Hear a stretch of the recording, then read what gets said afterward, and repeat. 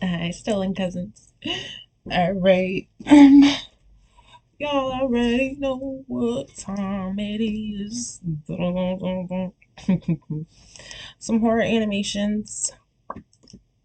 Duh, right? Let's get straight into it. I'm excited. Oops. SSG animations. Let's like the video. True Rainy Days horror stories. I'm excited. Let's get into it.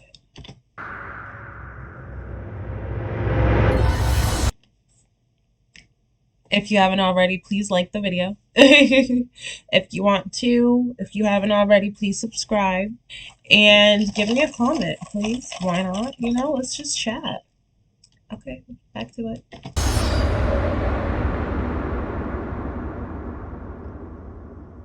I used to love rainy days. They always made me want to curl up to either a good book or a movie, a cup of hot cocoa, and a blanket. Storms can be frightening, but there's something beautiful about them. I live on the East Coast, and we get a lot of rain.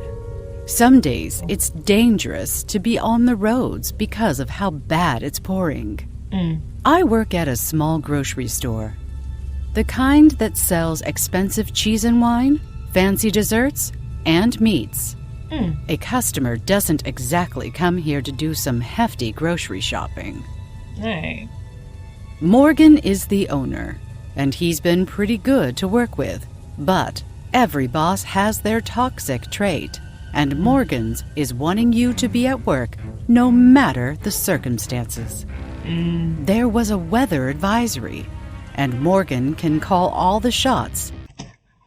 What I have to say about that is, if you, God forbid, if anything happens to you at work, they will just clock you out and call a replacement in. So, if you can, please call out when time being, if you're sick, if the weather is too dangerous and you yourself feel as if you cannot make it, call out, because they are not going to pay your hospital bills if you die. Or if you get injured on the way to work, you have to be injured at work for them to, pay your hospital bills. Like, And then if you die at work, they're just going to, boop, boop, boop, punch you right out. So, come on now. Let's be there no matter About whether they're open that day or not. The store was struggling since the influx of gas and groceries. We have good days, but most of the time, they're bad. Despite the heavy rain, I still had to come into work. The phone rang, and I went to pick it up. Morgan's Fine Groceries. This is Caroline. How may I provide you with exceptional service today? Hey, Caroline, it's Edward. I'm running a bit behind. Can you let Morgan know I'm coming? I'll tell him. Let me know when you're close and I'll clock you in. You're the best, Caroline. Will do. Ooh. I hung up the phone and pulled out my personal cell phone. I texted Morgan that Edward was running late. I wasn't sure why he bothered trying to run the store that day. We'd been open for a couple of hours, and no one showed up. I contemplated telling Edward to just turn around and go home. It was so slow that the store could practically run itself. I decided not to rock the boat, as Edward didn't specify how close he was. It may be safer for him to just get here. I didn't know, and I didn't push it. The automatic doors opened, and it actually startled me, as it was the first time I'd heard them since coming in. I smiled as I saw Edward, relieved that he made it. He's like, hey. I told you to let me know when you were close so I could clock you in. He shrugged. I got here faster than I thought. Morgan came out from the back office. Okay, you two, there's work to be done. I shot a knowing look at Edward, Like, boy, expecting him to show me the same expression, but his head stayed down. Edward and I began stocking the shelves with new bottles of wine. Morgan was in the deli putting out the cheese for display. It was quiet, other than the music playing over the speakers. I decided to cut the awkward silence. I wonder what goes on through his head sometimes. He's a month behind on paying us. What are we still doing here? It's a job, and sometimes those extended checks turn out to be a lifesaver. They can be, but I'm also behind? playing catch-up a lot. That's true, too. But really, we should go easy on him. This store is all he has. Since when have you become a softie? Morgan's a good guy. He's just going through it. We Would you can't know aim that, at him Tito? for that. All right, Says who? I'll let it go for now. But he really should take our safety into consideration. I mean, why do we have to be here today? Because he needs us to be. Something was off about Edward. Shut up. I wasn't sure what it was, but he didn't seem like himself. We used to complain about this place together. It's how we got each other through the day. No, he's It over wasn't there. that he was being a total softie that was bad. It just seemed off. That whole day, he seemed like he was sentimental. I noticed he didn't really make eye contact with me or Morgan. He kept his head low, and anytime I went to touch him, he avoided me. Anytime I asked you him trying what to touch him? his deal was, he just said he had a headache and a change of heart. The rain poured. No customers came, but finally, the storm slowed down. We were getting ready to leave for the night, and Morgan gave us our paychecks. Edward and I thanked him and left the store. I looked around the empty parking lot and noticed only one car. Mine. I went to look at Edward to ask him where his car was, but he He's was gone? nowhere to be seen. You got Edward? there? I went back into the store and asked Morgan if he'd seen Edward. Morgan looked at me and shrugged.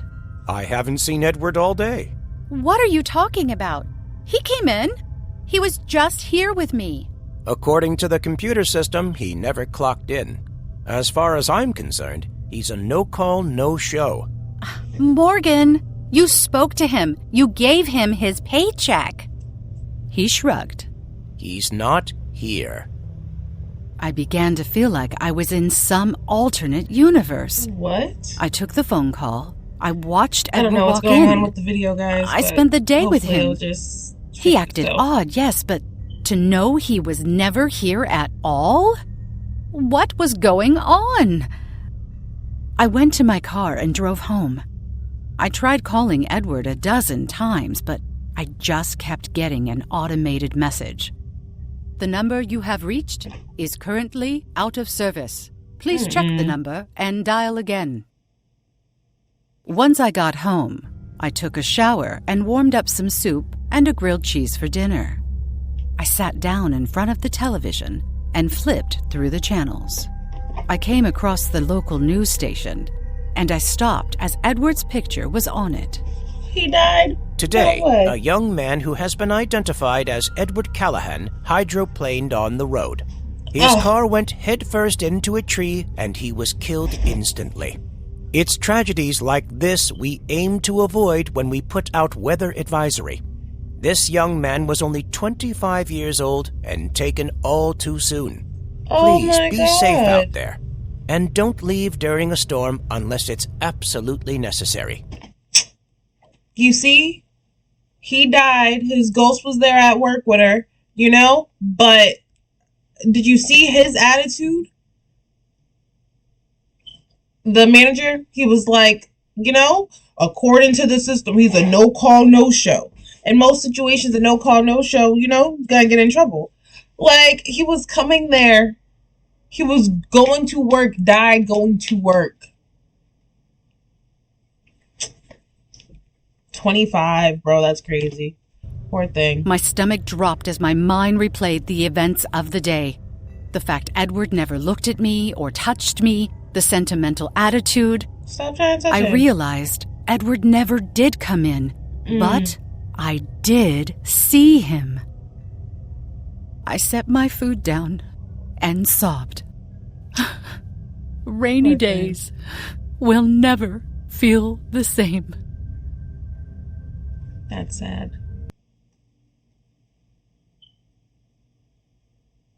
It all started one afternoon when I was walking home from school.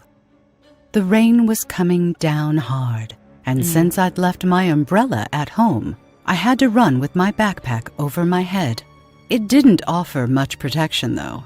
I was 9 years old at the time, and my house was 30 minutes away, so I figured I'd take shelter at a nearby house until the rain stopped. For context, I grew up in a very small town, and by very small, I mean the population was only 57 people or less. So there were more houses than people to live in them. Typically on rainy days, no one would bat an eye if you took shelter in one of the empty houses. And today was one of those days. I headed for the closest house I could see. Still, But you gotta keep in mind, in a town like that, more houses than people, you know? Who's to say you're not gonna run into someone else in the same house as you and no one lives there? So, be careful. I don't hate, but small town stories, you know? They be leaving their doors unlocked, you know? Like, all these houses and the doors are unlocked. Crazy. Still keeping my backpack over my head, I cut across the lawn and walked up to the front door. A yellow ribbon was tied around the doorknob, indicating it was in fact vacant. The door was also unlocked, as they usually were, so I walked right in. The interior was quite spacious and, as to be expected, devoid of any furniture. Excuse me. Even though no one was living there, I still thought it would be rude to leave muddy footprints in the house. So I took off my soaking wet shoes and socks and left them outside, along with my backpack and coat. Respect people's houses, and people respect you. As my dad always said. Anyways, I decided to explore the house out of curiosity and to hopefully pass the time until the rain stopped. I went upstairs barefoot and walked into what looked like the master bedroom. Something on the floor immediately caught my attention. It was a little black book. It seemed out of place, since it looked new compared to how withered and old the house was. Had someone been here before me? I sat down on the floor and started flipping through the pages. It looked like a diary. Each page had a date on it, but I couldn't read any of the words because they were written in a foreign language. I didn't even make it to the 5th page when I heard a man angrily call out my name from downstairs. Rachel! Rachel, get down here, right now! That's your I dad? immediately dropped the book and scrambled to my feet. I was scared out of my mind. Was someone living here after all? If so, then why was it so empty? But more importantly, this guy actually knew my name, meaning he must have went through my backpack. Was he gonna have me arrested? About a million other questions No, rattled he's not gonna have around you in my arrested. head while I was Okay, so shaking it's not like a your leaf, dad. trying to think about what to do. I was honestly tempted to hop out the window and run home, Same. but I couldn't do that. For starters, my shoes, socks, and other belongings were by the front door. And 2, I was on the 2nd floor. With no other options, I reluctantly made my way back to the staircase, mentally preparing myself to be yelled at and or arrested. But when I got to the stairs, I was greeted by a very curious sight. There was indeed a man waiting for me at the bottom of the stairs, but What caught me off guard was the fact he was holding 2 leashes in his hand, and at the end of those leashes were 2 Rottweilers sitting so obediently by his side, panting while looking at me. The man looked me up and down in a very creepy manner and said, You'll do. I had no idea Close what he door. meant by that. Closed And door. before I could question him, he looked down at his dogs and said something in a language I didn't understand. After he said it, though, the dogs immediately became aggressive and began to snarl at me. Yep, close the door. They started tugging on their leashes as they tried to attack me, only for the man to pull them back. I nervously took a step back but stumbled and fell flat on my butt. Girl! Girl! I cried in pain. Oh, you The gonna man piss just me laughed off? at me, finding it all amusing. He then said to me in a calm voice, I'd start running if I were you, kid. My pets just love little girls. Ew. After that, he let go of the leashes and uttered a single word in a foreign language. Ataka! This prompted the dogs to start running up the stairs, right towards me. I screamed at the top of my lungs as I scrambled to my feet and ran for the nearest room. The dogs were on my heels within seconds. And by that I mean they were literally snapping their teeth at my bare heels while I was running. I could practically feel their warm breath on my You gotta ankles kick one in the as nose they or tried something. to take bites out of my feet, Oh, but kept don't. missing me by mere inches. Ooh. I didn't dare look back, mainly out of fear that I might stumble if I saw how close they were. You can't Thankfully, look back. I You gotta keep going. managed to make it to the bedroom and shut the door behind me, causing the 2 dogs to crash into it. But they didn't give up. The dogs not going to. continued to bang their heads against the door, determined to get inside and have me for their lunch. I frantically looked around for a hiding spot and noticed a crawl space inside the rear wall, just big enough for me to squeeze through. Without hesitation, I got Gotta down hurry on up, my though, hands and knees 'cause the and dogs can crawled get in there too, inside, girl. Hurry not up. knowing how far it went or where it would lead. I could hear pieces of wood breaking off the doors. The dogs were slowly but surely making their way inside. I didn't get very far when I heard the entire door fall off its Ooh. hinges, followed by the sound of 2 animals running into the crawl space behind me. Told you. I crawled faster and faster, but the further I went, the more cramped the tunnel became. Oh. Pretty soon, I was at a dead end.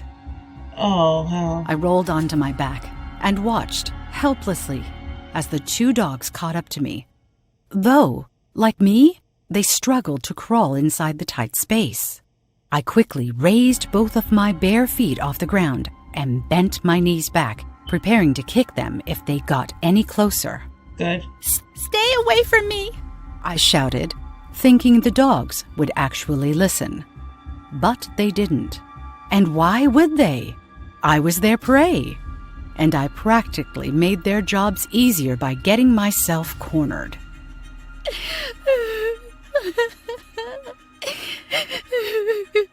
I began to sob as I laid there trembling, bare feet still raised in the air, waiting for them to attack me. This was it, I thought. I was going to die here, and no one would ever find my body. Just then, without warning, the dogs lunged their heads forward, mouths wide open. I screamed and just started kicking them wildly. Good. I got a few good kicks in.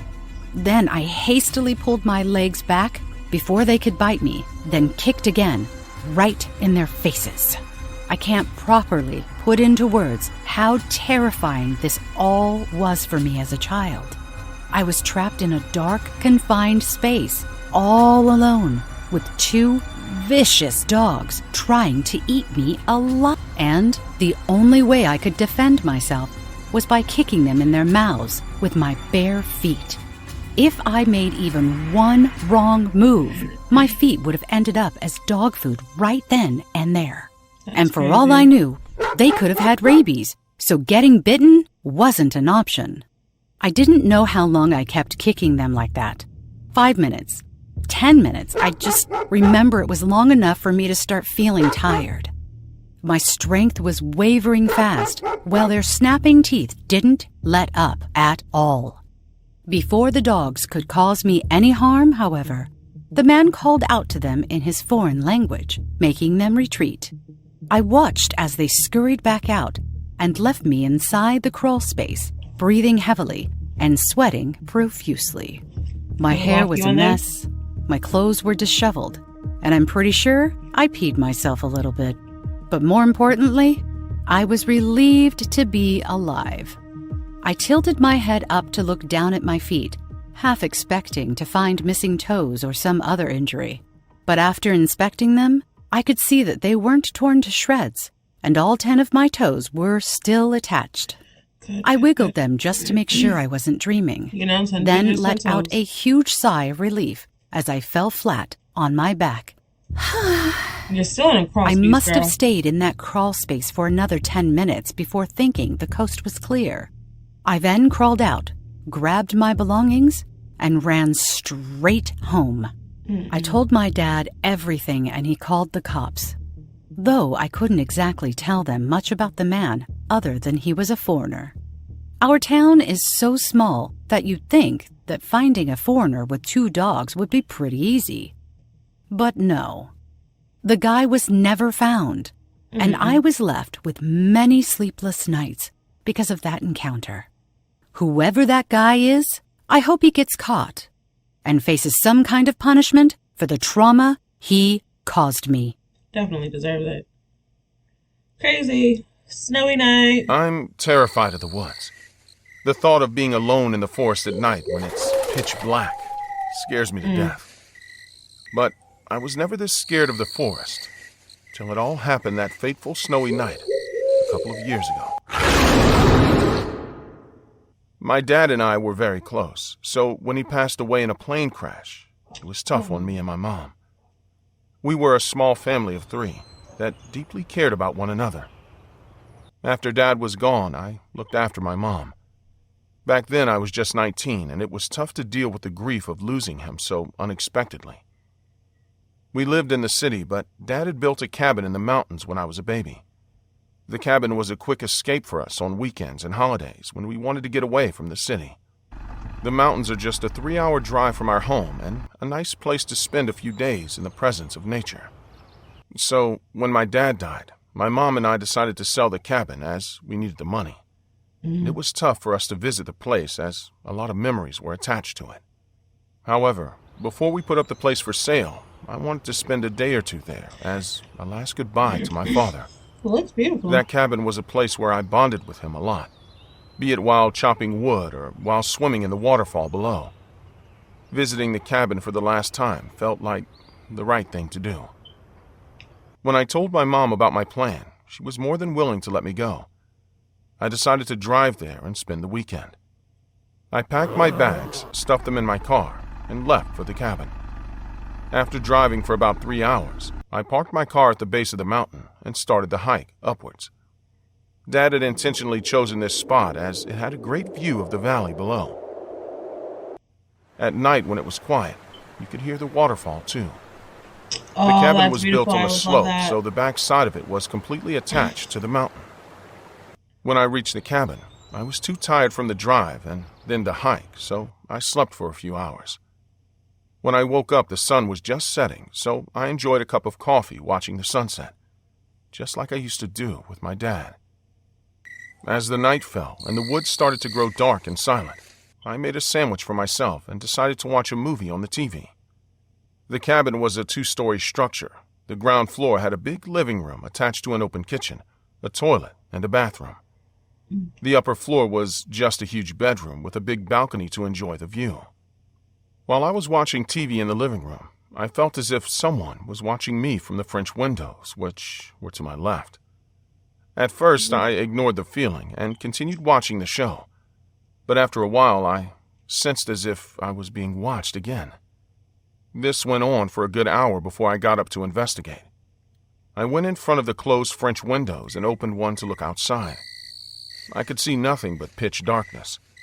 A few trees could be spotted due to the light from the cabin, but there was no sign of a person or an animal anywhere. I still had the eerie feeling of being watched, although no one was in sight. My dad often came here alone and stayed for days on end. That's when I remembered he had a hunting rifle somewhere in the cabin. I went upstairs and checked his closet, and there it was, the rifle on the first shelf. Dad always made sure that it was loaded and ready to use.